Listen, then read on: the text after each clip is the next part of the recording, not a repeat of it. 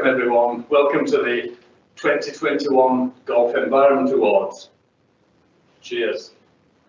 Let's hope this evening goes well. It has been a very challenging and difficult year on a number of fronts, not least trying to get all of this virtual setup together. But I do owe quite a big thanks to Sophie and Rowan for their efforts in making this work tonight. Hopefully it will go smoothly. If it doesn't, well, hopefully you've got some champagne or some Prosecco that will help you along. But into the Golf Environment Awards then. Why has this come about? What's the history around it? Some of you who do attend the awards regularly will be appreciative of the background, but maybe some of you will not. So just, if I could, just offer 1 minute or two of the background. I started with the awards probably 26, 27 years ago, and I've hosted them every year, normally at BTME in Harrogate. But I set up the awards basically because at that time we lived in a different world, a world where golf really was stigmatized as a selfish land use, a sport for the very few, the privileged few. It was an overuser of water, of fertilizer, of pesticides. And I needed to change that because I was going out initially as an agronomist and then an ecologist. I was going out looking at these golf courses, realizing that every one of these is actually a nature reserve in its own right. And I wanted to provide a platform in which we could celebrate all that is good with appropriate management about golf. And I do those little twiddly things that people do there just to say that appropriate management is key, it's vital. But golf with appropriate management can be brilliant for our diminishing wildlife. We've got something like 3,500 golf courses or thereabouts through the UK, GB and Ireland. And they're dotted all around the country, creating a massive patchwork, and together with roadside verges, railway embankments and that kind of thing, we're creating corridors where wildlife can move and travel. And so golf can be really good for our wildlife, for the countryside as a whole. I want to lose that stigma, and as golf clubs start to become increasingly aware of ecological management, so we start to build on the awards. Look at them today. The movement is massive. Most golf clubs now see ecological management as routine. It's not the luxury that it was perhaps in the past. We'll do it if we can, if we've got the time or if we can afford it. It's just routine. Initially, we had some reticence from golfers too. Golfers were looking at me on a golf course saying, what are you doing here? This is a golf course, it's not a nature reserve. When we talked about wildlife or developing habitats for wildlife, we often got the retort, why? Do they play golf? And if you want wildlife, well, there's a nature reserve down the road, why don't you go there? There's loads of wildlife down there. The whole emphasis now has massively changed, and the greenkeepers around the country, the golfers, are recognising all that is good about ecology and countryside. And it is becoming routine. And that's necessary because it also brings a feeling of well-being to the golfers. Golfers have been leaving golf courses because of the frustration that they're encountering with the rough grassland, for example. Losing a ball where it's just 300 mil or a metre off the plane line. By managing with the kind of equipment that we've got today to develop these intermediary roughs, the fringing rough, we can reduce all that frustration, create due challenge and penalty for a slightly errant shot without ending up with lost balls. There's so much to think about here. And the other point, maybe that I shouldn't, that's in my mind now is going through, is health and well-being aspects as well about golf. We've seen the lockdown this year. Everyone's been desperate to get out. What a good way. Golf is a fantastic way to reinstate the health and well-being qualities. And our lead partner, the R&A, will be talking a little bit later on more about that. So many benefits that golf can bring and that we as society owe for the landscapes that we've got and the management that is now being done. So yeah, it is a platform. Over the years it's grown as a community. All of you now that are part of this are sharing your ideas in all of the different media spaces like Twitter and Nature on Course, for example. Great initiative set up by Darren Marshall at Loch Lomond.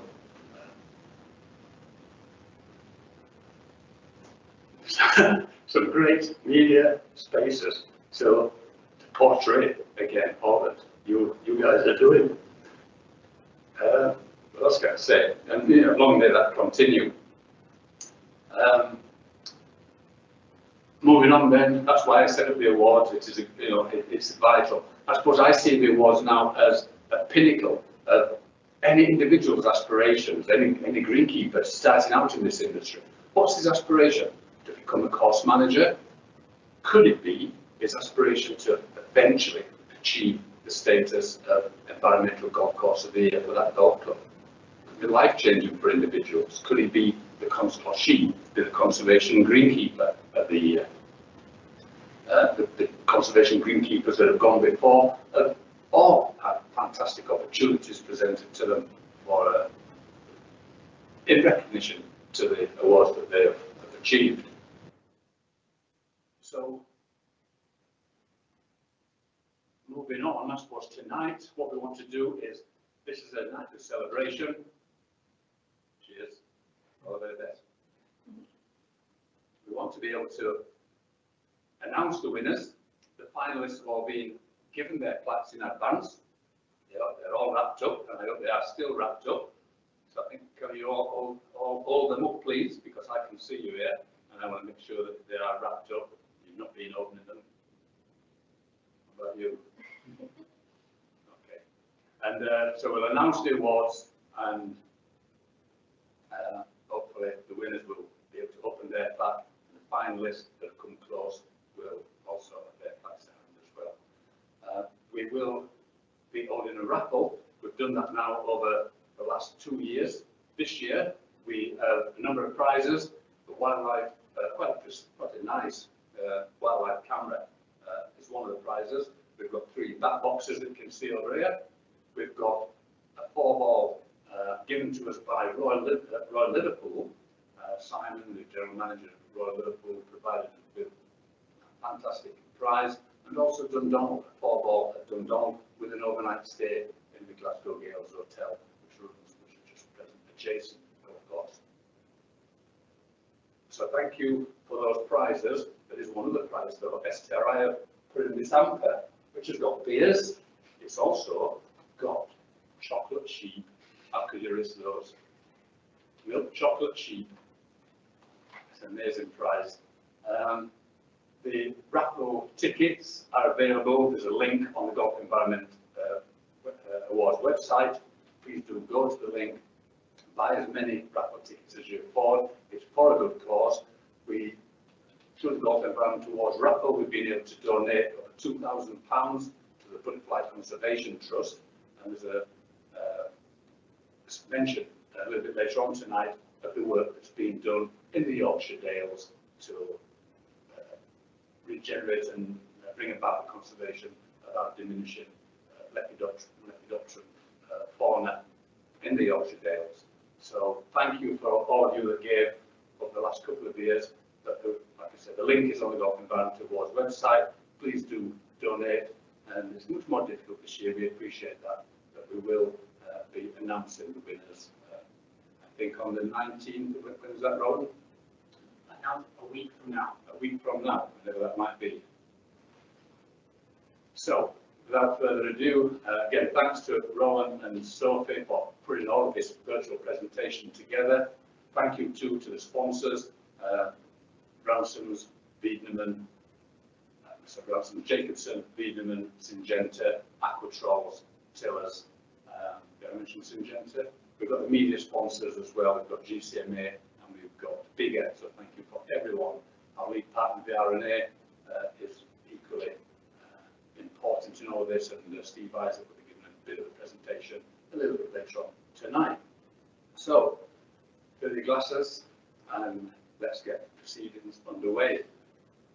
If I could introduce Sophie. Sophie will introduce the first award, and I'll let her carry on. Thank you, Sophie.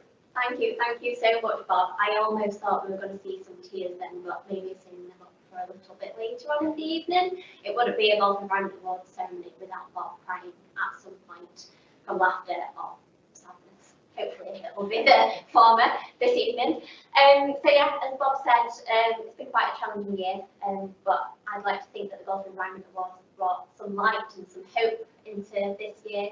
Visiting the finalists and those who didn't quite make it to the final this year was probably the highlight of both mine and Rowan's year.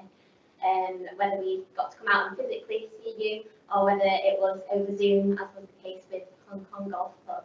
So thank you so much. And to those of you who entered or even just thought about entering this year and saving it up for next year, thank you so much for your support. Every single retweet, every single conversation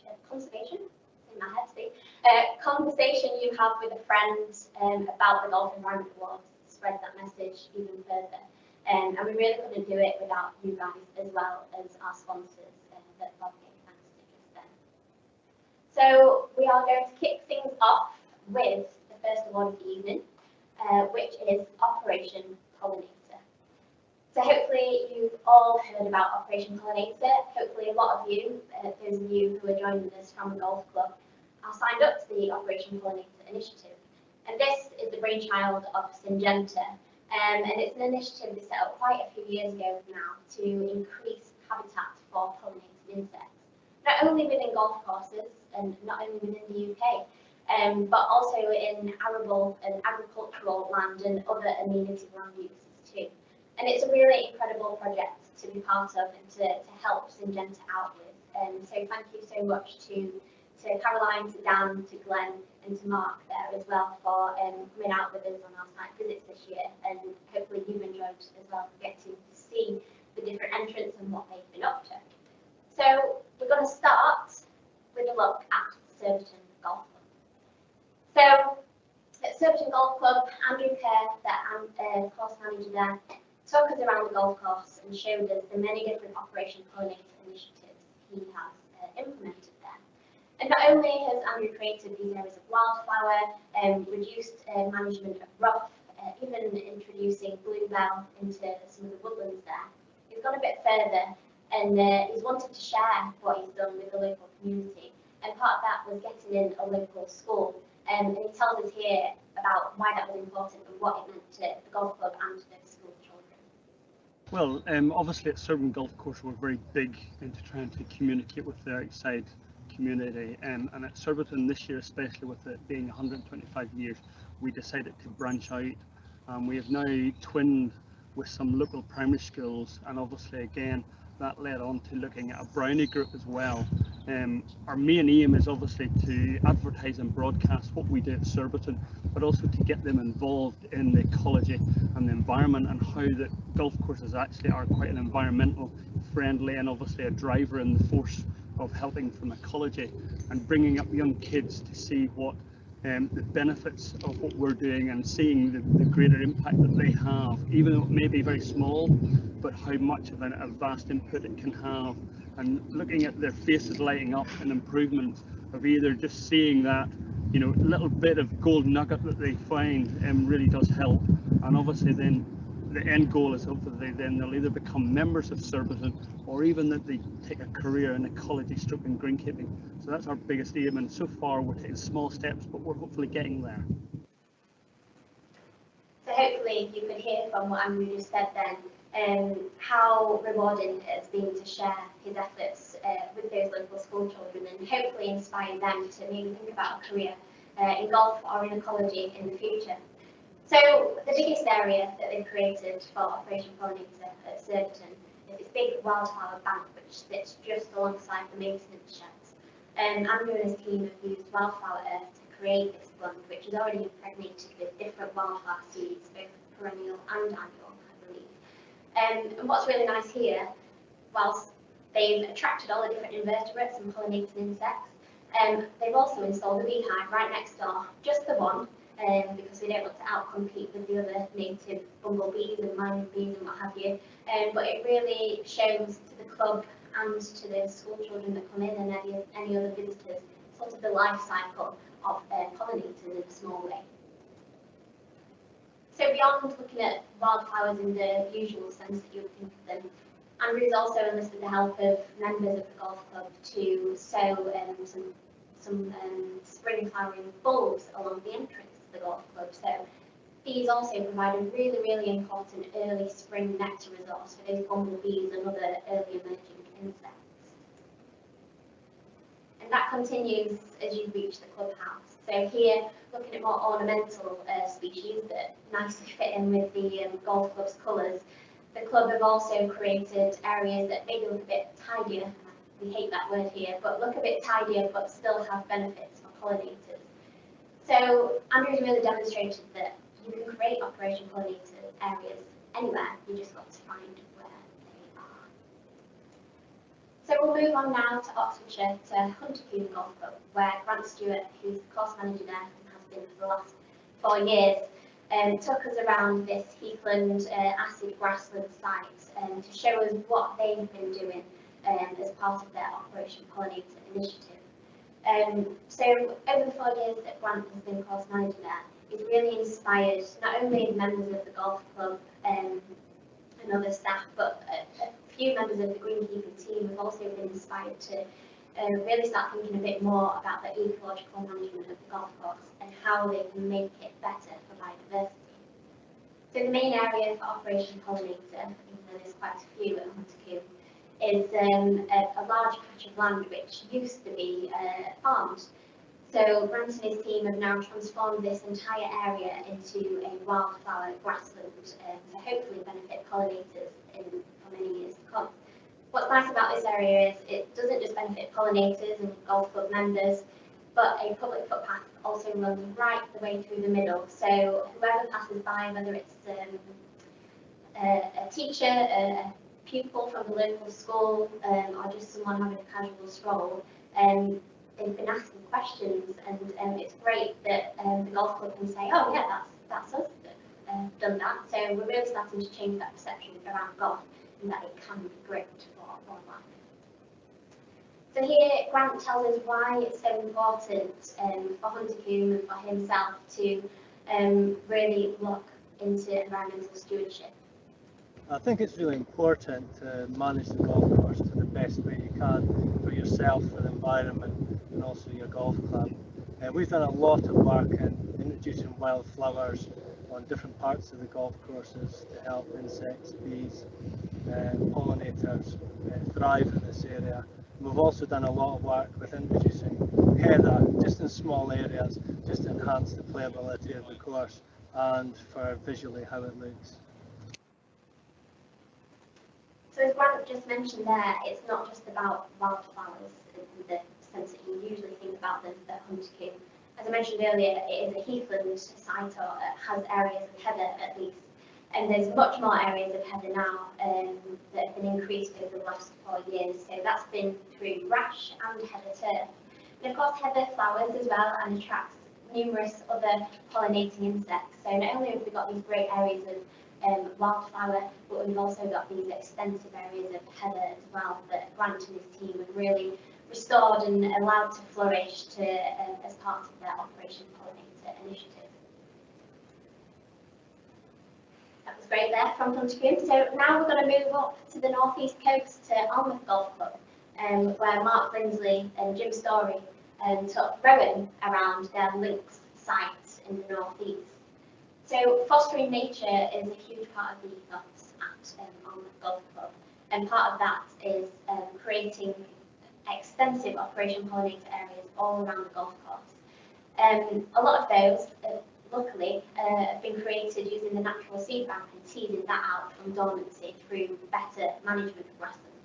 In other areas, they've given it a little bit of a helping hand with some wildflower seed, and hopefully you can see here, it's also led to a nice increase of more favourable grasses such as sweet vernal, which is Bob's favourite. They've also, as well as cutting and collecting, which is your usual sort of methods of grassland management, they've also introduced yellow rattle, which you all know about, no doubt, and red bartzia, which is a little less common, but both are hemiparasitic species. So they've also really helped to reduce the more unfavourable coarse grasses and allowed more wildflowers to flourish. Here, Mark's going to tell us a bit more about how they manage those areas of wildflower grassland and the species that have benefited from that. Last October we cut, collected from 5 times, raked, and then cut again. Overseeded with yellow rattle, oxeye, daisy, bright eye, and this year we've been reaping the rewards. It's helped with the diversity of the area. I mean, Yorkshire fog's pretty much null and void now. You can see all the bents going through it, sweet vernal. So Mark has used some really clever and innovative ideas to create his Operation Pollinator areas around ALNMOUth that are enjoyed not just by the golfers but also visitors to the club and outside community. And he's got a much deeper understanding of the ecology at ALNMOUth from introducing these Operation Pollinator areas, and it's really sort of pushed him to engage more with wildlife, which is just great. And last but not least, we're heading to Surrey, to Effingham Golf Club. Here, I was joined by Dan Lightfoot from Syngenta and Alan from Aquatrols. And we were taken around the golf course at Effingham by John Butt, who's been course manager and greenkeeper there for quite a number of years. So John and his team have worked over that period of time, I'm not too sure how long, but it's quite a while, to increase and enhance the areas of chalk grassland around the 18-hole golf course at Effingham. And that's resulted in there now being an impressive 21 hectares of incredibly rich wildflower grassland. But in some areas is playable too, which is a bit of a win-win. So this was originally... Sorry, John here is just going to run us through the Operation Pollinator area that he's created with his team that hits you in the face as soon as you arrive at Effingham. And he'll tell us what this area used to be and how they've transformed it into this buzzing area of pollinators. So this was originally a tennis court up until 3 years ago. We took the tennis court out. Tennis court was built on clay. We removed 2 foot of clay. We put 1,000 tons of chalk under here, and then we put 4 inches of natural soil under here. So we've actually recreated a new bit of downland on this site. After that, this was planted with fescue and a wildflower seed and just left, and this is currently the state it's in at the moment. Apologies for my slight shaky hand there, making me feel a bit sick that video. Hopefully you're alright and haven't drank too much yet for that to affect you. But as you heard there, this area actually used to be a tennis court that was very well used. And so John and the team got their heads together and put a plan together to transform it into this really rich wildflower area, which at the time what I was trying to capture was the sound of the bees and other invertebrates that were buzzing in that area. So it's not just this area, of course, there's 21 hectares of more grassland as you head out onto the golf course. And like I said earlier, a lot of these areas used to be mown and managed as amenity grassland, but now with more timed management, better management, that's the word I'm looking for, they've seen an influx of wildflowers teased out from that natural seed bank. And John really hopes to invite local school children, much like Andrew Kerr did, to come and look at these areas in further detail. Fingers crossed in 2021 if time allows and other things. But hopefully that's the end of the finalists for Operation Pollinator. Hopefully that gives you a good idea of what each of those golf clubs have been up to and why they were chosen to be finalists by our judging panel. We've got a little video here now from the sponsors and creators of Operation Pollinator, which I hope you'll all enjoy.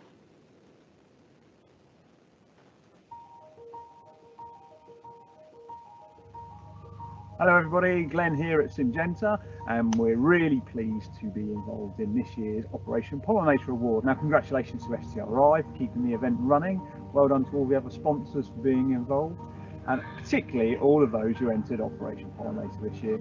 In between lockdowns, myself and the Syngenta team had the really great opportunity of going to see some of the great work that you're doing on your courses, and this was fantastic.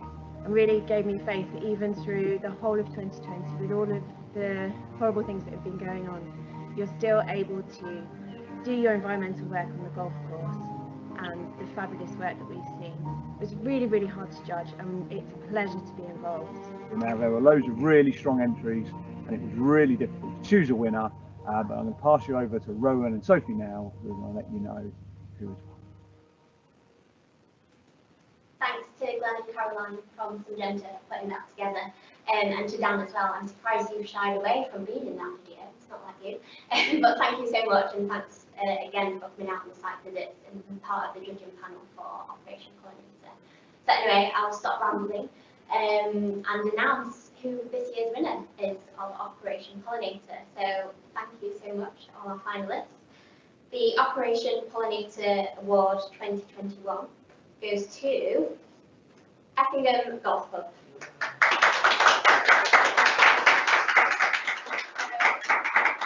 Huge congratulations to John and the team there. You really, really impressed us, and the judges as well, who some of them didn't get to come out and see you on site, but we're really impressed with your acting and everything you put together. So thank you to the finalists as well. Incredible effort. It was a really hard decision, I must say. So we really do hope that you'll enter again next year. And just a massive congratulations to Effingham. Really well deserved. Thank you so much. And I don't know if you've noticed, we've got red envelopes this year. We've switched over from gold. Bit festive, but anyway, I'll shut up. So now I'm going to introduce Rowan. He's going to be running through the finalists of Outstanding Environmental Project of the Year, and I'll leave you in his very capable hands. Thank you very much, Sophie, for passing that across. It's my pleasure to announce the Outstanding Project of the Year finalists and the winner. So I will move straight on to that. This award, what we are really looking for is innovation and dedication and improvement of the environment and ecology within a specific project on a golf course. We're not looking at the golf course and the golf club as a whole, but a specific project that either a greenkeeper or a member of that club has contributed to and improved. What we're really looking for are projects which are innovative and improve the environment and ecology of the surrounding area, whilst also servicing the club in some way. So I'll move straight on.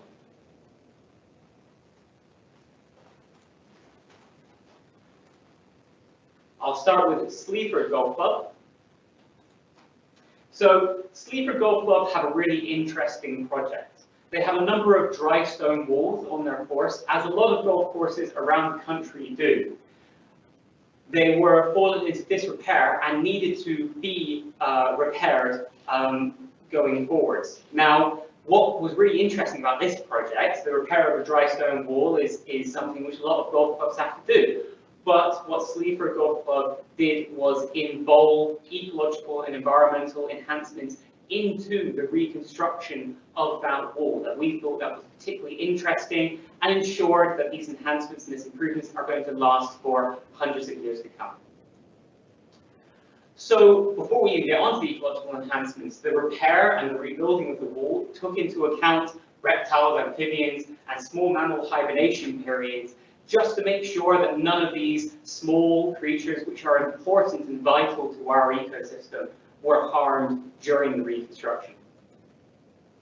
SLEAFORD built in a hibernaculum, a home for wildlife to live during winter in harsh weather, and even provide signage so that the membership can understand what's going on there and how they're improving it. So that hibernaculum was built into the structure of the wall itself without impacting the outward look of it at all. In addition to that, the top of the hibernacula has been sown with wildflower mix to support pollinating insects. So all these little animals that are using the hibernaculum have a food source as well to help them survive and thrive. So I think what was really impressive about this was this combining of two separate ideas into one, where both benefit. It provided an area for an ecological enhancement on the golf course. It's improved the populations of these species, whilst at the same time maintaining the heritage of the golf course. And I think this is really impressive, and hopefully will survive for the next 100 years and more. So now we're going to move on to Aberdovey Golf Club, a golf club on the Welsh coast. So Aberdovey Golf Club had two projects that were particularly impressive, which we would like to talk about today. There is, as it is a coastal golf course, drainage of the course is always an issue and always of interest. There is a series of drainage channels built through the golf course, which have been populated by a very rare flower, the lesser water plantain, which is only present on a few sites throughout Wales. Now, the golf course had to manage these ditches, but also had to take care of this very rare flower. And they've done that through this project very successfully, as you'll hear from David in just a minute. In addition to that, Aberdovey Golf Course and Club is being threatened by the sea. The dune system running along the edge of Aberdovey Golf Course is starting to get eroded by rising sea levels. So they decided to install chestnut paling fencing and sprig new marrow grass to help shore that up. Here we will just hear a little bit from David about the lesser water plantain project. For a number of years, up to 2017, we didn't do any ditch maintenance because removing the lesser water plantain in particular. Then had serious flooding problems on the course. Negotiated with NRW and STRI contractors in quotes. The main thing was we could lower the water table, provided we only took half the width of the ditch out, just left a ledge of lesser water plantain. And NRW came in prior to the work, and then 12 months afterwards to assess the effect of the drainage project. You can see, well, this time you can't really see it, there's a few there, but you can see how the contractor took out half the width of the ditch all the way along and left a ledge either side, which has been colonised very well by the plantain. And here we'll hear a little bit more from David about the sand dune restoration project. Okay, in this area we had about 7,000 to 8,000 tonnes of sand dumped 3 years ago, probably 2017 February. It was unstabilised, a whole load of it blew onto our fourth green fairway. We negotiated with NRW through STRI Bob Taylor to put up chestnut paling and marrow planting, and you can see the results. Pretty well 3 feet high to the top of the chestnut paling, the marrow planting stabilised it. The areas where we didn't have time to do the marrow planting or we ran out of money, you can see the sand blow is still carrying on. So very, very successful over a large area. You can tell we are cameramen, can't you?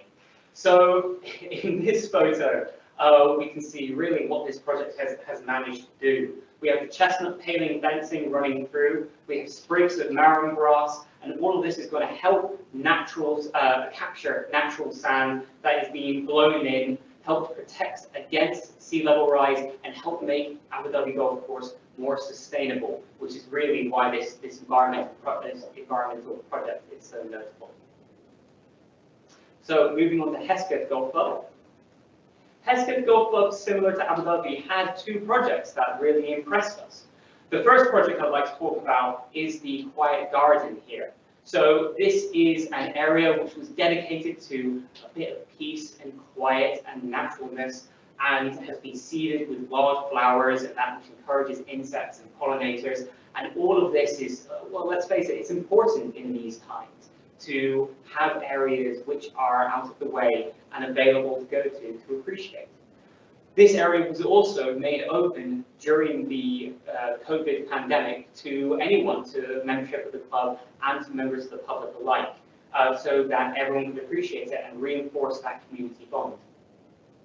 We also, and here's a little bit about the Quiet Garden itself. So welcome to the Wildflower and Ecology area at HESKETH. This is an area that was unused and just quite scrubby until recently, and we decided to introduce some wildflowers and clear it totally down this area. And this sort of island we wanted to make a real focal point, and it was this area that we asked the local nursery children to come and plant the wildflower seeds. And this area has really taken hold now. You can see it's quite abundant, and over the year hopefully it will start to change colour. Different plants will come through, and it's on a really hot, warm, sunny day, it's teeming with butterflies and dragonflies. And unfortunately, due to COVID, we did have a bench where people could come and sit, but we've had to remove that at the moment. But it's a real nice area, and we've had a load of nice comments about it, and people are starting to enjoy it, and it's kind of done what we wanted really, and hopefully it'll keep getting stronger and stronger over the next coming years. And here we'll hear a little bit about their fir tree nursery project that takes an invasive species in a heathland habitat. Normally fir trees will grow big, and they'll start to dominate the habitat. Well, HESKETH Golf Club has transplanted them into a nursery and made use of them, as we're about to hear. In December last year, a local hospice, Queen's Court Hospice that we work quite a lot with, we're doing a collection of Christmas trees and raising money for the hospice.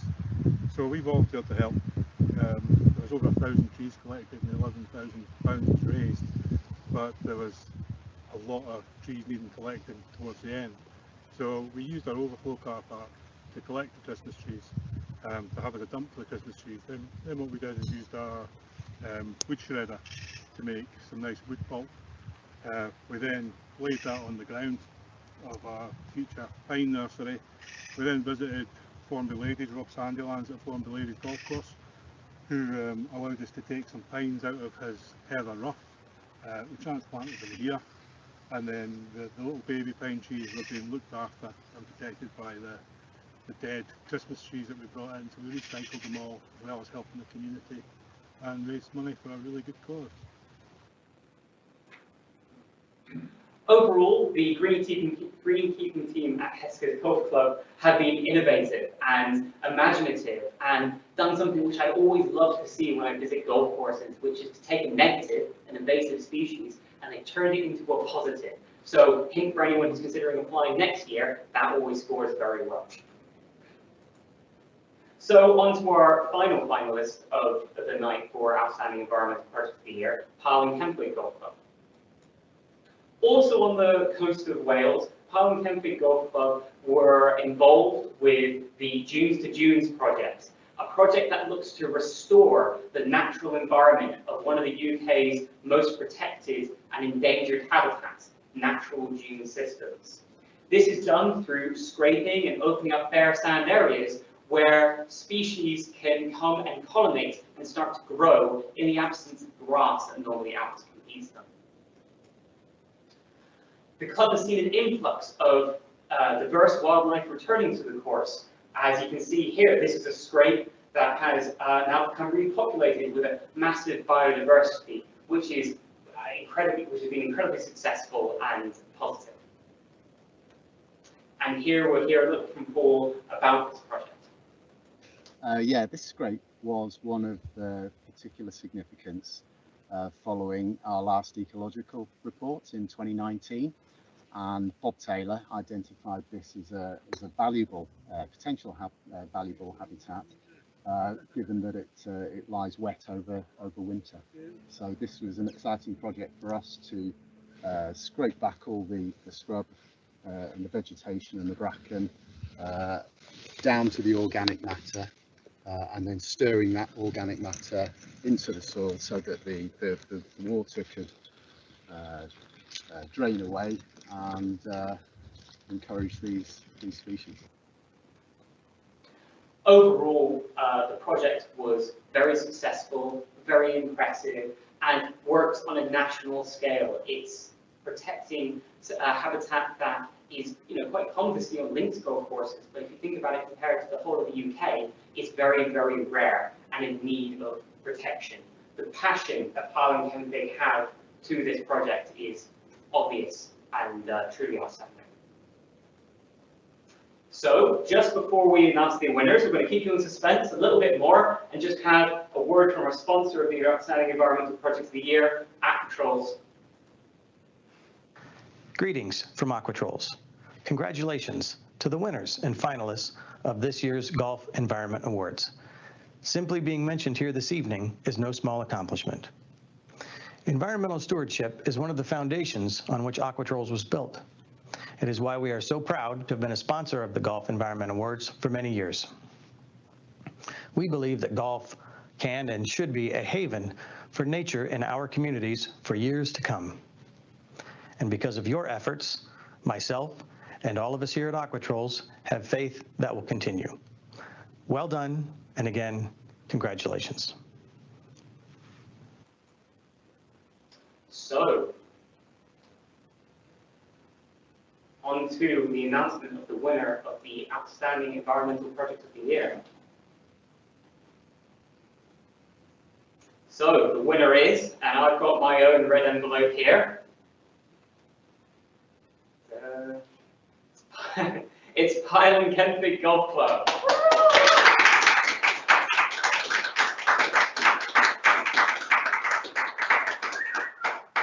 As always, congratulations to all our finalists and getting to that stage. It's a very difficult decision to make on the final winner, and we're very glad that we had a judge panel this year to help us decide, because it always leads to some sleepless nights otherwise. So I'm going to invite Sophie back up to present the next award. Hi again, everyone, and congratulations to PYLE and KENFIG. It's a really amazing landscape scale conservation project that we, like Rowan said, the judging panel was really impressed to see and hear all about. And a huge congrats as well to all the finalists. You've also done an amazing job, so keep up the great work. So as Rowan said, I'm now going to run you all through the finalists in Conservation Greenkeeper of the Year 2021. This is an award that celebrates an individual of a golf club for their efforts in nature conservation and promoting golf for biodiversity.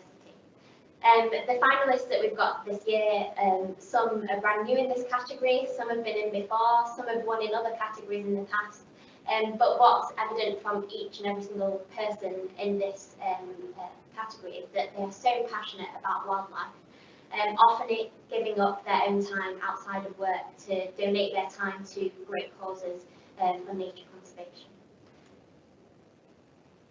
So, without further ado, we will start with John KEEPEN of CUMBERWELL Golf Club.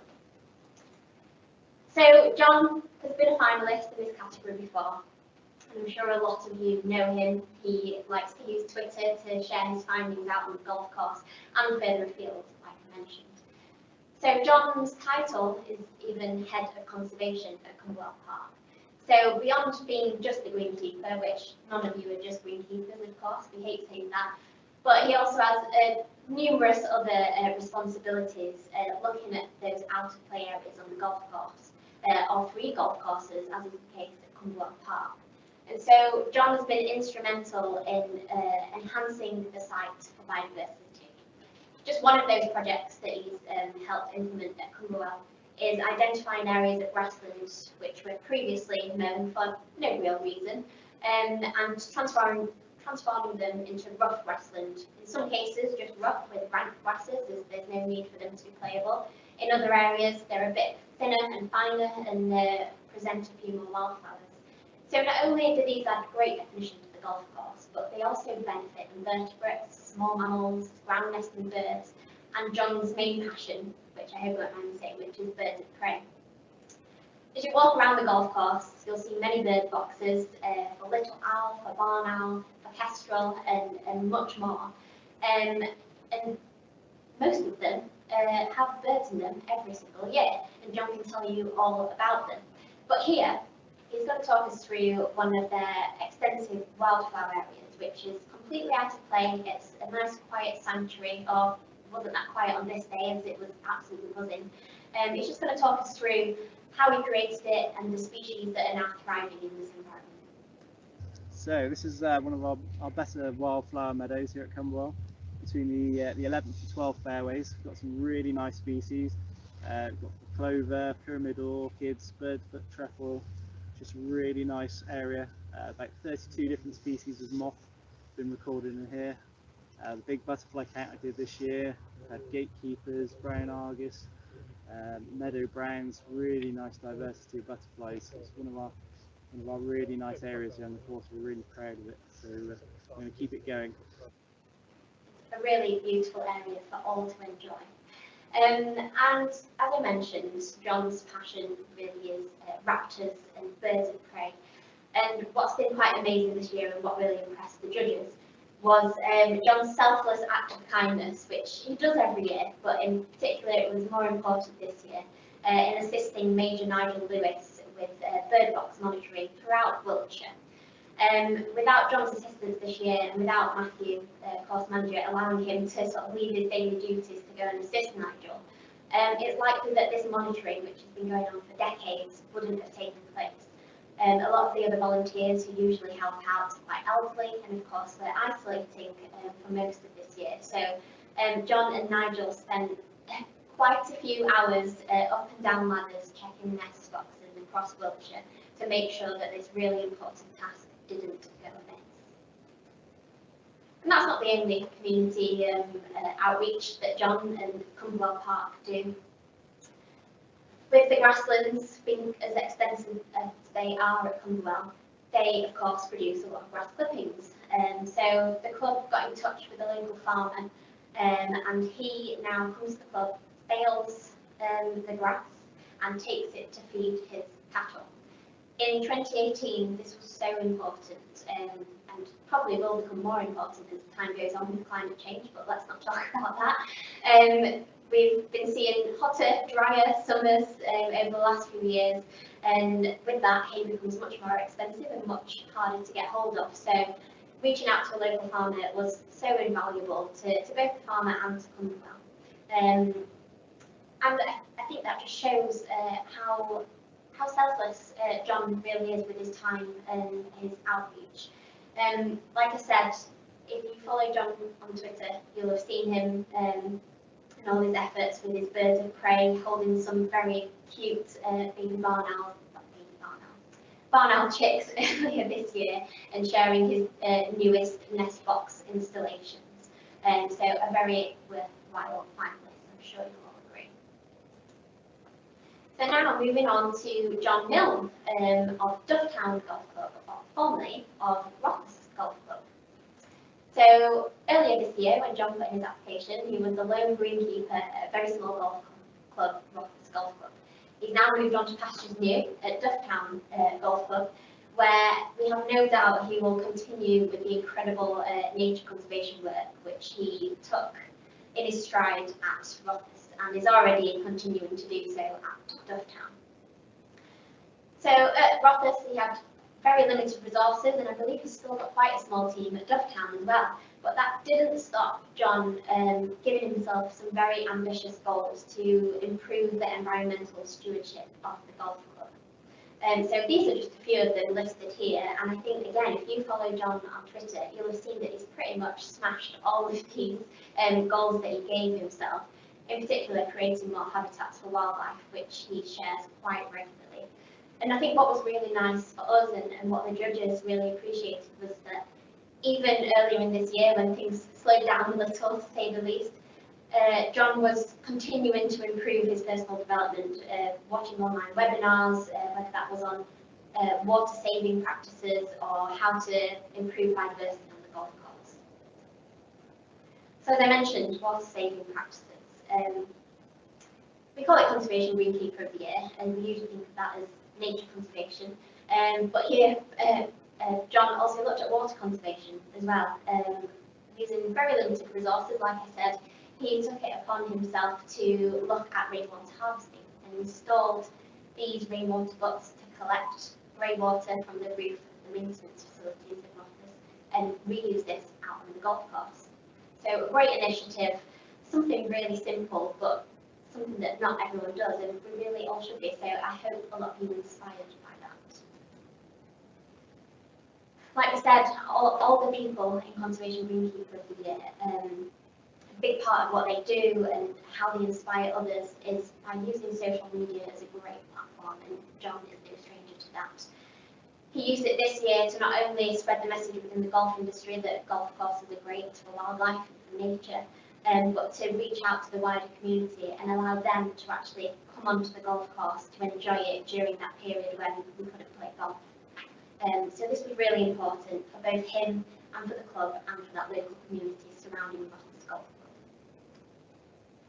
So very worthy finalists again there. So now moving still in Scotland to Richard Mullen at Banbury Golf Club. Now you probably all know Richard as well. Richard actually won Operation Pollinator last year for his efforts at Banbury Golf Club. And this year he's made it as a finalist in Conservation Greenkeeper. So again, Richard is so passionate about wildlife, and you will see this in his photos that he shares daily. Pine marten, butterflies, red squirrel, you name it, he's probably captured it on camera and posted it somewhere for all to see. So Richard has created many different areas around the golf course which are beneficial for wildlife but also benefit the golfers and local community. Here he talks us through just one of those many areas. Well, here at Banbury Golf Club, this is one of the areas that were just totally out of play and we're just scrubland basically, to cut a long story short. We've managed to enhance it by clearing everything out and utilising everything on that we use in the golf course wood-wise. We have created a hide down there for red squirrels, as well as obviously birds and things, which was absolutely perfect during lockdown. I had a lot of visitors to the golf course, so we're using the golf course for their exercise, so that was absolutely perfect there. We have got, over in the corner here, we've got our own bees. We've got our Operation Pollinator bees, that we've got 2 bee hives on the golf course.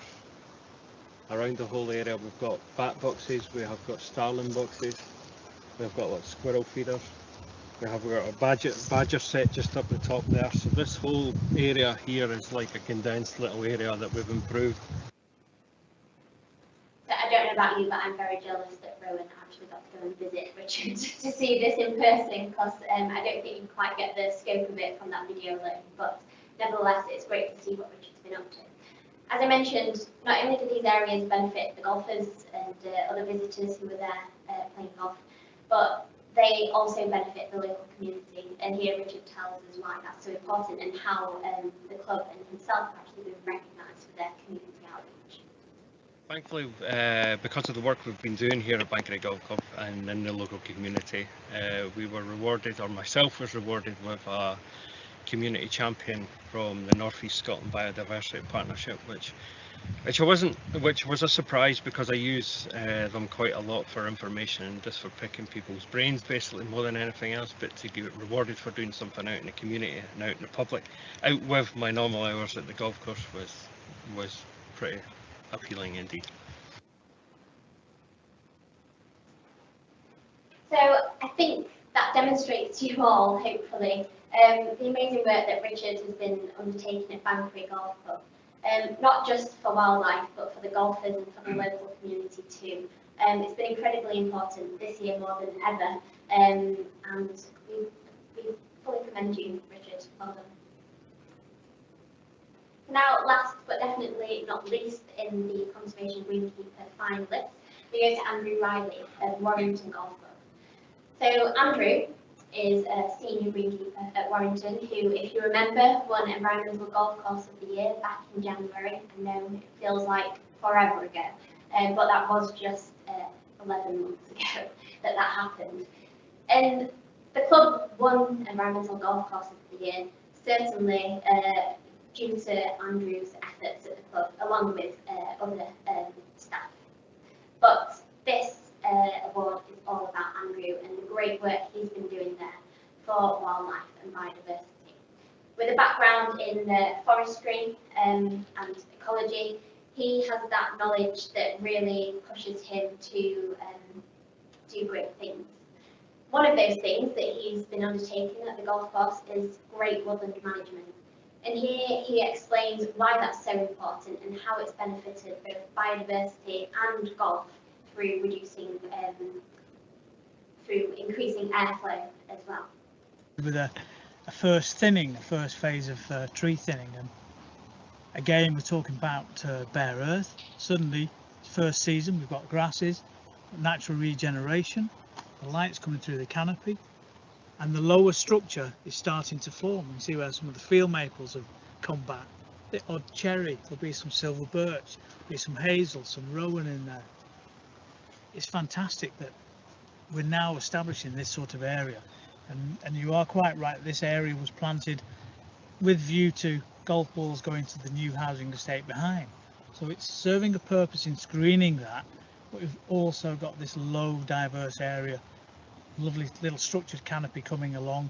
There is a 3 to 5 year plan of thinning out this woodland, leaving denser canopies at the back, again to screen the houses, a playing area slightly thinner at the front, but we've moved the outer bounds further back, so there is a wider playing area for the golfers, but that area is developing behind us, so we will get this definition in the structure of height and low tree canopy, and it's something that we really want to bring into the club. Hopefully from that you can all appreciate how important woodland management is and how important doing it correctly is as well. It's great to see that that natural understory is starting to develop already with just a few small changes.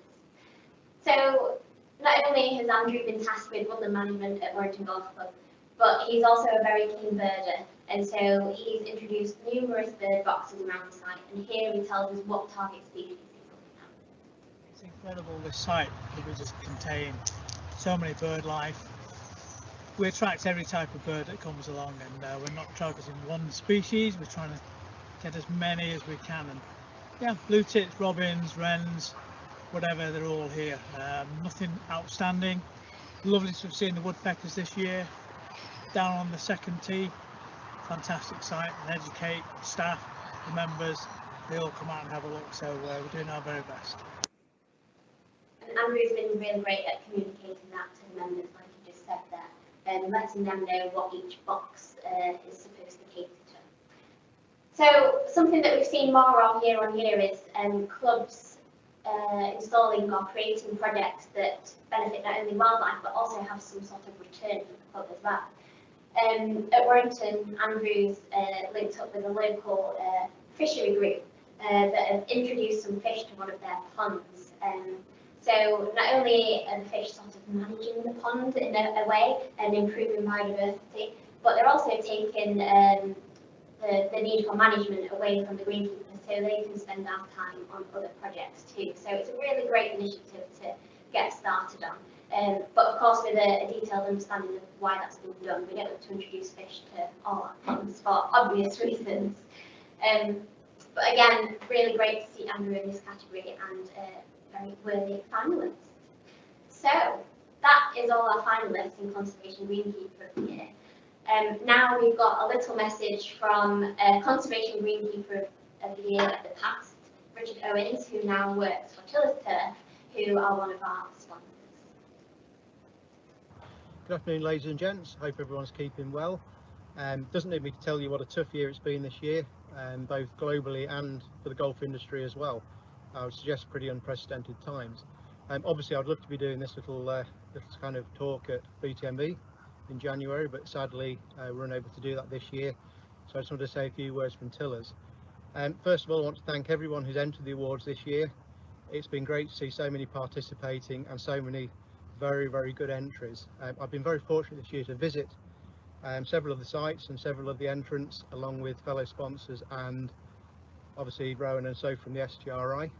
It's just been fantastic to see so many golf clubs, teams and enthusiastic individuals really embracing environmental stewardship, ecological and environmental opportunities on the golf courses and in the clubhouses.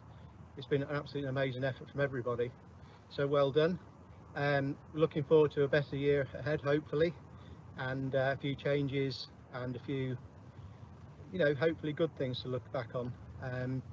So just want to finish off really by saying Happy Christmas and a Merry New Year to everybody, or a Merry New Year and Happy Christmas to everybody, and just a good luck overall to all the finalists, and I wish you all a successful 2021. Thank you. Thank thank you so much to Richard and the team at Tillers who also got another conservation greenkeeper working there, Andrew Darker. Not Andrew, Anthony Darker, sorry. Hope you're still there and hopefully watching. But thank you so much for that message. And so, without further ado, I am so happy to announce the winner of Conservation Greenkeeper of the Year 2021. And this person, or I think their boss, tweeted something about finding a pot of gold at the end of the rainbow earlier. Well, your gold is here. John Keepen of CUMBERWELL Park Golf Club. Congratulations.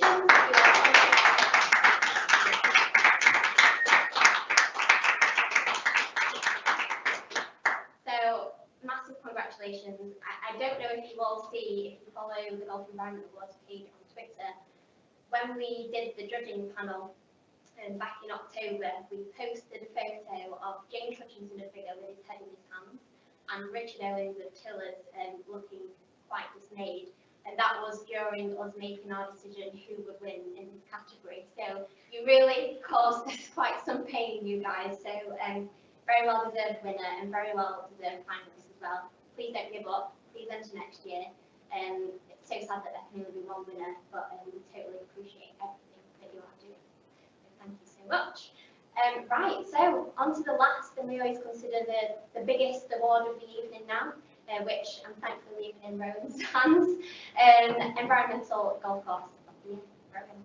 Thank you very much, Sophie. Congratulations again to John Keepen. It really is an incredible achievement, everything that you've managed to do, and congratulations to all the finalists. So, on to Environmental Golf Course of the Year finalists. So, what are we looking for with this award? Well, this is where we look at the whole shebang. We look at the whole golf course. We look at the golf club.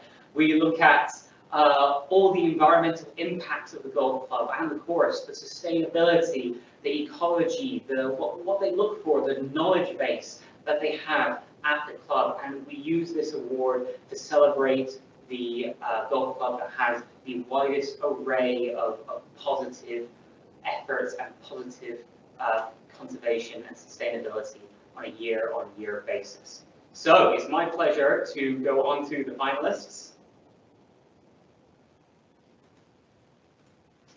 And the first finalist is the Springs Golf Club. So with a team of 5 headed by Paul Brett, what really impressed us about the Springs Golf Club and why we thought they deserved to be a finalist in this category was their overall approach to ecology and the environment and their policy surrounding it. They really consider it in everything that they do, and we think that is commendable and truly fantastic.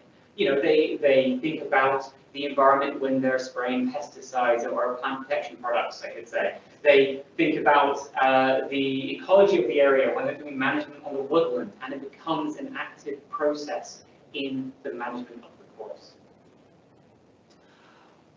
Particularly, you know, this thinking hasn't just sprung into being over this last year. It's been going since the start of the golf course. All the trees and shrubs of the golf course are native species. Why is this important? It's important because if you have non-native species, they don't tend to encourage as much biodiversity. They don't foster as many insects and pollinating insects. It's more difficult for a hazel dormouse to build their nest in a non-native species, for example. So it's really important that all of the trees and the 13,000 planted over recent years are native species. A myriad of wetlands are located across the golf course. Wetlands are notoriously difficult to manage. You can't use large machinery on them. You've got to go in there and consider the species, but at the same time, they often, you know, you can lose a ball in a wetland very easily, so they tend to be quite a difficult area and a difficult habitat to manage. But here we see a really biodiverse wetland with elder growing around the edges, and club mace and meadow sweet and water mint and spearmint and all these species that otherwise would be absent from the course. We don't just think about the impacts that the golf club and golf course has on the environment and ecology. Community is also vital to the running of a golf club and its sustainability going forwards. Here, through lockdown, the club provided hot meals to elderly and vulnerable people in the local community, and they regularly have a charity that raises over £70,000 for community-led events, which is just an incredible amount of money and truly something fantastic and something to be cheered and shouted about and encouraging golf clubs around the country. So, moving on to Hong Kong Golf Club. Hong Kong Golf Club is a very interesting finalist that we have this year. Well, for a starter, it's all the way on the other side of the world. So apologies to the members of Hong Kong Golf Club that are watching at the moment. I believe it's about 1 in the morning over there. However, we've also had to do the visit over Zoom, and we would love to be able to go over there ourselves, but due to COVID-19 and financial restrictions, we've been unable to. But why is the golf club here as a finalist? Well, they have proven through the visit and through their application that they have an incredibly high awareness of the environmental and ecological impact that their golf course has. Not just the impact, but the positive benefits that can be brought on by the golf course as well. We're about to hear from Paul, their ecologist, about some of the positive efforts that they have done. Hi, so I'm Paul Leader. I've been working as an ecologist on a golf course for the last 3 years, helping the golf course basically come up with a biodiversity inventory for the entire golf course. And we're here on the 7th hole on the old course, and it's the lowest lying part of the golf course, and as a consequence, it's permanently inundated in parts, even during the dry season. Obviously in Hong Kong, we have very marked wet and dry season. And our surveys have shown that basically it's the kind of biodiversity hotspot for the entire golf course. And the most important plant or animal going on the golf course is a very rare tree, which is in this tree strip over here. It's very difficult to see, but it's a type of cypress. It's called Chinese swamp cypress. And here we have a stand of about 30 individuals, and these, it's transpired, are not only the only wild individuals in Hong Kong, but probably comprise about 10% of the entire population of wild individuals. So that's absolutely incredible. What the rest of the video, what you don't know, is that the rest of the video goes on for about 6 or 7 minutes as me and Paul chat about all the various ecological interesting things that are going on the golf course, including potentially an entirely new species of shrimp, which is, that's fascinating for me as an ecologist. I'm probably sending everyone to sleep now. In addition to being ecologically and environmentally aware, they're also producing beneficial ecological enhancements in a very well-constructed and designed way. So here we're just going to have a little look at the butterfly garden that was installed recently. Which is a relatively new addition to the management of the golf course. We basically only started planting this at the start of the year. It's already very, very well established. It's already increased the biodiversity of butterflies in the area. We've got data from the last few years from this site. I think Alex had shared some of that data with you, and we've already added a lot of species, increased biodiversity butterflies in the butterfly garden. So yeah, that garden has been designed fantastically. So overall, Hong Kong have shown fantastic initiative and innovation when it comes to the management of the course, particularly in an area of the world where environmental management isn't necessarily the top priority. So they're really pushing ahead this game, and because of that, I think they deserve to be celebrated. So on to Nairn Dunbar Golf Club. So Richard, the course manager at Nairn, has shown incredible skill in the management of what is a very difficult habitat. The links environment across a golf course requires a lot of attention and very fine detail and management to make it look in keeping with the wider environment. Here we see a sandscape that Richard has created, and I think we can all appreciate from this photo just how much of a good job he's done, making it seem, seamless. It looks natural, but that wasn't there last year. That has been artificially created, and I think that is truly fantastic. Not only that, but he's demonstrated a detailed understanding of the management going forwards as well. He hasn't just said, well, there's the project, good, that's it, nice and done. He said, okay, we've done this now, what do we have to do in the next year? What do we have to do in the next 10 years? What do we have to do in the next 100 years? And which is a vital consideration for all golf courses. So here we're going to hear Richard discuss a little bit about his sandscape. So we created this sandscape 2 years ago, just to encourage ground nesting birds, mining bees, and try and get the natural features sort of back, just a different habitat to what we've got through the rest of the course, kind of restoring it to what it used to be there. We transplanted marram to help it kind of regenerate in there, and will allow that to grow in naturally, maybe over a 5-year period, and then re-scrape again. Sophie managed to get all the still days, I got all the windy days. It was difficult to record in those weather.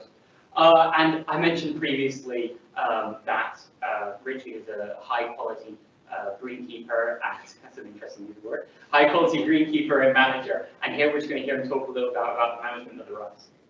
So the rough management at there in the bar, we made a 5-year plan to kind of get the roughs nice and thin, wispy, allow golfers to enjoy their golf, find their golf balls, along with encouraging the natural grasses and wildflowers across the site. So we use a combination of flail mowing, cut and collect all the clippings, scarifying, using the terra rake again, ripping through, removing the organic material from the base.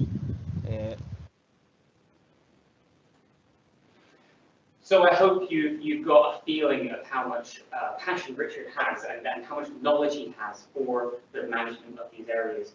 In addition to this, something I haven't quite touched upon yet is that they're very environmentally well aware as well. The club has really gone from effort to effort, from plan to plan, to reduce the environmental impact of the clubhouse and increase its sustainability, from reducing paper to enhanced recycling practices and switching to organic projects, not to mention all the nature conservation projects around the course. In addition to this, there's another thing as well, Richard is very involved with the local community, being very attached and with the RSPB and other nature conservation initiatives, allowing them to mist net birds on the course, to ring birds on the course, and to provide ecological and natural enhancements in other ways as well.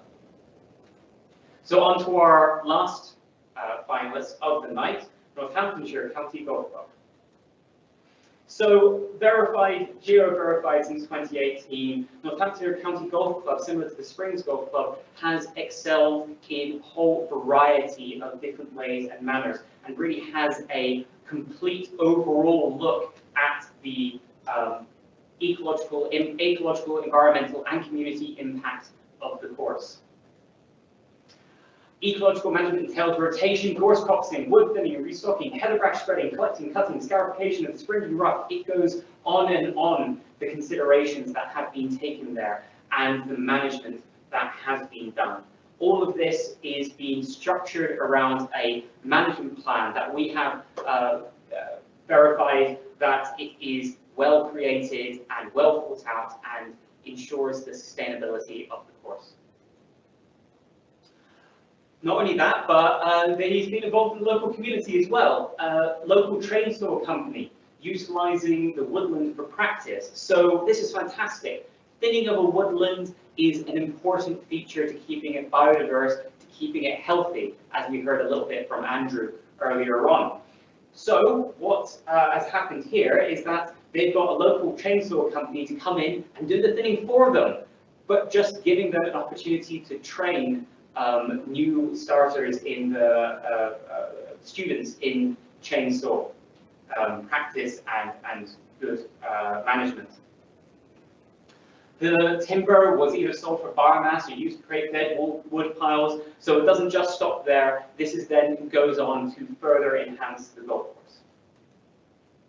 So water is vital through the spring and summer months, and this year the team discovered an old pump house and spring which enabled the club to extract more water once up and running. So we are taking the existing features of the golf course and reusing them for the future. Overall, this golf club is very impressive, showing a fantastic wide range of knowledge, ensuring the sustainability of the golf course, a very important consideration going on into the future with all the challenges that might be ahead. So, just before I announce the winner, I would like to invite everyone just to listen to a quick word from our sponsor, Branson Jacobson.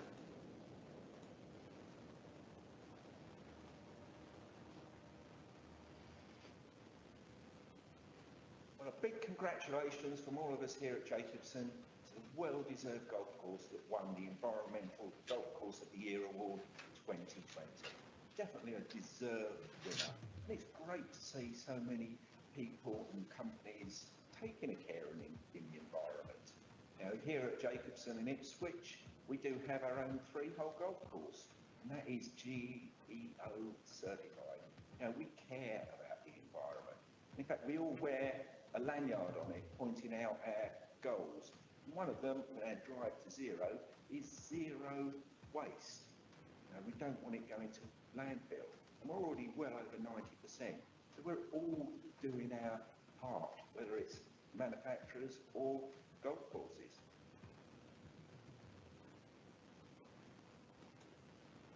So I would also like to thank Wiedemann for sponsoring the Golf Environment Awards. Without their sponsorship, without their help, none of this could exist.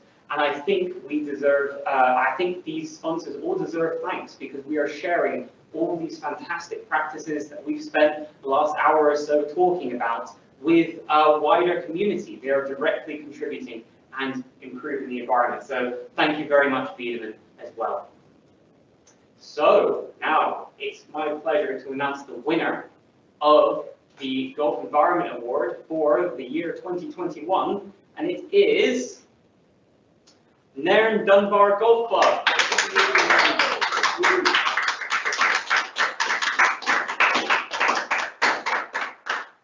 Once again, I really do need to say thank you to everyone who applied, thank you to all the finalists. You really have, everyone has done an absolutely incredible job for a whole variety of different projects and improvements, and I think I'll just take this really quickly just to say that let's not forget why this is all here. As Bob said, all of these golf clubs, everyone who applied, have been improving the natural ecological environment, the improving the sustainability of golf clubs, and really helping these clubs preserve something for not just our generation, but generations to come. These are long-term things. And so really, from the bottom of my heart, from a conservationist and an ecologist, and personally, thank you very, very much for all the work you have done. I would like to now just go on to have a word from the partner of the Golf Environment Awards, the RNA.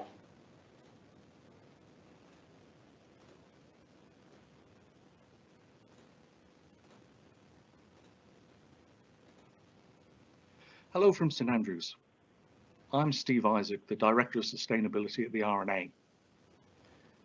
I don't need to remind you of how strange a year this has been. But I think one of the silver linings to the COVID pandemic has been our greater appreciation for the environment in which we live, and our realization of how important nature is to our well-being. And I think that gives greater resonance to the awards this year. And it's testament to the great work that's being done by golf around the world that we come to a conclusion today. And I know from speaking to the judges how difficult it's been sifting through the great nominations to come up with the eventual winners. You've all done some fantastic work and are a credit to golf. I think it would be remiss of me to pass this occasion without mention of Bob Taylor. Bob started off these awards many moons ago, and over the years, through his hard work and his enthusiasm, he's seen them grow and become what they are today, probably the preeminent environmental awards in golf in the world. So Bob, many thanks. What a great legacy you're leaving, and we wish you a long and happy retirement. Let's hope that 2021 brings us back to something more like normality.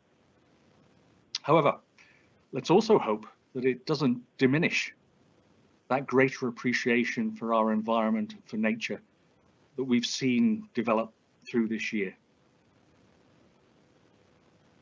We look forward to continuing to support the awards and to seeing more great stories of golf's fantastic contribution as a custodian of the environment and of nature.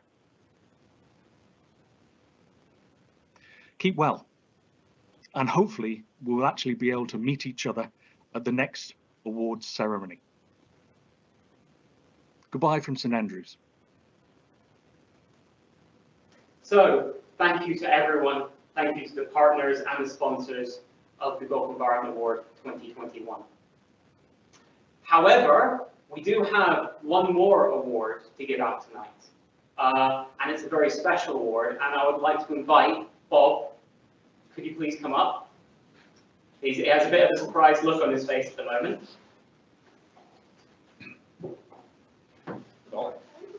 It's wrapped up in that. Okay. So, as many of you may or may not know, Bob did retire earlier this year, and he's been doing the Golf Environment Awards for 26 years now. And he's seen a lot of things, as you heard in the introduction, but we thought it unfair for him to be handing out all these awards to all these clubs doing such good work without appreciating Bob himself as well. So, Bob, I would like to present you with the Golf Environment Award for protecting the natural soul of golf.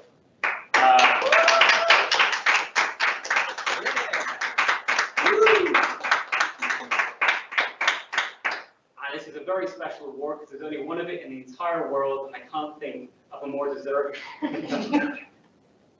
I can't think of a more deserving person for it to go to.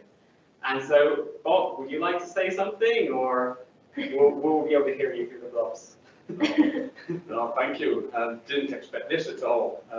Yeah, this was I wasn't going to say that this would be my last year of presenting the Golf Environment Awards. It fills me with pride just listening to these every year, to all the clubs that enter.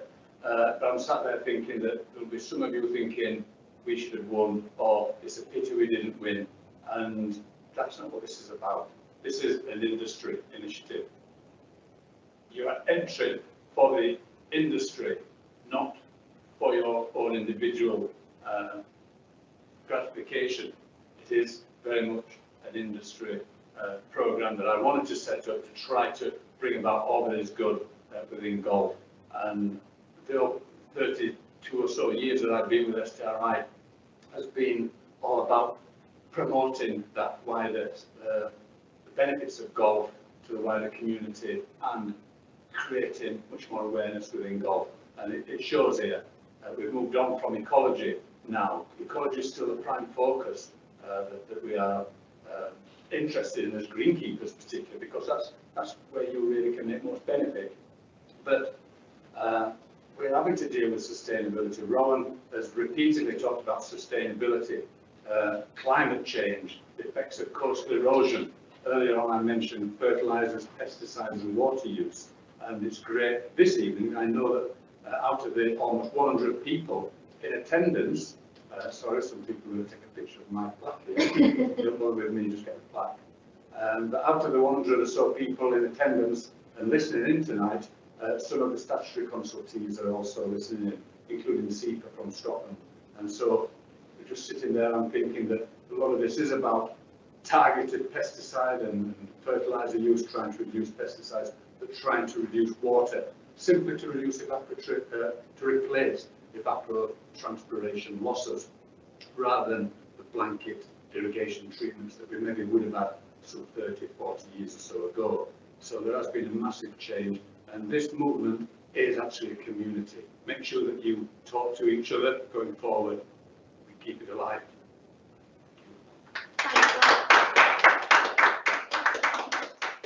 It's been an absolute pleasure working with you both. It genuinely has, and I hope that I take some of the knowledge that you've given the entire community and carry it forwards into the future, and hopefully it will never be lost. And maybe I'll get an award one day when I retire. Doubt it, but you never know. It might happen. So yes, congratulations again. It's genuinely, I can't think you can go to anyone more deserving.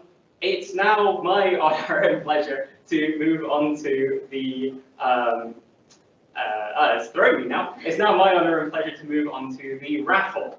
So this year we are raising, for the last 2 years, we've been raising funds. We managed to present over £2,000 to the Butterfly Conservation Limestones Lepidoptera project, which is an absolutely fantastic project. This year we'll be raising funds again for this project, and I would like to hand it over to Kay Andrews, who's going to describe a little bit about the project. Hi everyone, I'm Kay Andrews, the Project Officer for Butterfly Conservation's Limestone Lepidoptera project. It's a 3-year project based across the Yorkshire Dales National Park and aims to increase awareness and surveying and monitoring efforts of target species with the help of volunteers, as well as enhancing important habitat for these species. The 8 target species were chosen as they are all high priority species for the regional conservation strategy. And these species are the northern brown argus and small pearl-bordered fritillary butterflies, barred-tooth striped chestnut-coloured carpet forester, heath rivulet, least minor and yellow-ringed carpet moths. Training workshops and events will be run to train volunteers in the ecology and surveying of target species. With the help of these volunteers, the project will gather invaluable information on the status of these threatened species. The project will involve surveying known sites and identifying new and potential sites for these species. All the data gathered will be mapped to show species distribution across the Dales and areas of important habitat. The project will also investigate the viability of cultivating wild privet, an important food plant for the barred-tooth striped moth, as well as identifying potential recipient sites for planting within the Yorkshire Dales. All data that's gathered will be shared with land managers to feed into future management priorities for the area, enabling a landscape scale approach to protecting these species. Thank you all for your contribution to this project, and if you have any questions or would like to get involved, please get in touch, and I wish you all a lovely evening. Thank you very much, Kay, for telling us a little bit about the project. I hope you all got the understanding that it is a well-deserving project. It's really going to help, and this is your opportunity as the members of the audience of the Gulf Environment Award to directly help right now by going and buying a raffle ticket. But your donations won't go unanswered, they won't go unignored, because we have some fantastic awards for you this year. So we have the 4-ball at Royal Liverpool Golf Club. That's incredible. We have the 4-ball at Dundonald Links with an overnight stay. That's even better than what we gave out last year. That's incredible as well. And then we have a few, to be honest, slightly smaller prizes, but 3 Pro Woodstone bat boxes. I don't know how many of you know, but I'm actually a bat specialist ecologist, so I would love to see these put up to encourage the bat population. And if you do fancy them putting up and getting a bit of advice on where to put them up and how to put them up correctly, feel free to throw me an email or contact STRI and it will come through to the correct place. We also have a gift hamper, which it contains a wide variety of Yorkshire treats and lovely things, and chocolate sheep that we can't forget about. We also have a wildlife trail camera. This is something which we go to golf clubs and we talk about, and we often hear golf clubs saying, wish we had one of these, it would be really, really good. Well, now you can win yourself one with just a few tickets. It does come with an SD card. So, you know, that doesn't have to be bought. Don't know if it comes with batteries. You might have to buy batteries. We'll chuck some in. Yeah, we'll throw some batteries in. So, thank you very, very much to everyone. A link to buy tickets can be found on our website or on our Twitter page, and we would love to see more money be donated towards the very, very deserving Butterfly Lepidoptera project. So, I will now hand over to Bob to close out the 2021 Gulf Environment Awards. Well, thank you everyone again for listening over the last hour or so to this. We hope that some of the passion and enthusiasm that is normally felt at the bigger came over tonight. It's even harder now with these masks on, but we are a little bit closer to each other, but still a good arm plus away. A bit too close. But no, it is a very normally charged evening, and we just hope that some of that passion has come over this evening. But again, from my point of view, it's been inspiring just seeing all of the entrants.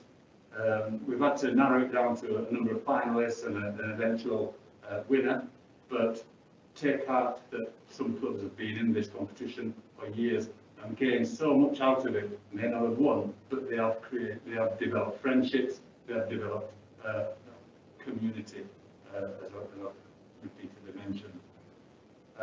We are looking increasingly at that new buzzword, sustainability, which has very broad connotations. Golf clubs now are looking at carbon capture, waste management, energy efficiencies within the clubhouse, and start looking at that, start thinking, how can we move from the ecology? How can we start looking more at wider sustainability? Branson's Jacobson just mentioned working towards zero waste to landfill. Some golf clubs are already doing that now, especially in Scotland, where they do take seriously the zero waste initiatives and regulations that are enforced. They're enforced through all of the UK. In Scotland, they are taken seriously. So, yeah, those that haven't won, finalists have got plaques. Other entrants that have been recognised have got highly commended certificates. They will be sent to you through the new year. And finally, I suppose just a big thanks again to all of the sponsors and our league partner and our media sponsors too, GCMA and Bigger, for all of your efforts. Your small contributions, or sometimes sizable contributions, depending on the I'll stop at that point, go so far in changing lives, certainly with the conservation greenkeepers. It's life-changing to the people that maybe win that award or start being recognised as that person on a golf course that is doing so much. And yeah, it is a relatively small contribution in the scheme of things that our sponsors give us to make this award work, but it is life-changing. And that's so important. I think I better shut up and have a drink.